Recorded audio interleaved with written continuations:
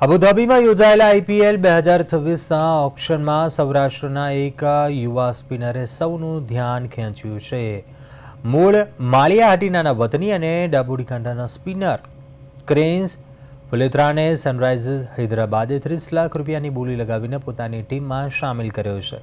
માત્ર 21 વર્ષીય ક્રેન્સની નેટ બોલરથી લઈને મુખ્ય ટીમ સુધીની સફર અત્યંત પ્રેરણાદાયી છે. જ્યારે ગત આઈપીએલ 2025માં એસઆરએચ ટીમ સાથે નેટ બોલર તરીકે જોડાયેલો હતો અને ઘરેલું ક્રિકેટમાં સારી ગુણવત્તા ધરાવતા બોલરોની અછત છે, જેનો સીધો ફાયદો ક્રેન્સને મળ્યો છે. તેને 2025ની સૌરાષ્ટ્ર પ્રો T20 લીગમાં અનમોલ કિંગ્સ હાલાર તરફથી રમતા 9 ઇનિંગ્સમાં 7ના ઇકોનોમી રેટથી 10 વિકેટ ઝડપી હતી. જ્યારે મધ્ય ઓવરોમાં રન રોકવાની તેની ક્ષમતાને કારણે તેને ઇમર્જિંગ પ્લેયરનો પણ એવોર્ડ મળ્યો હતો.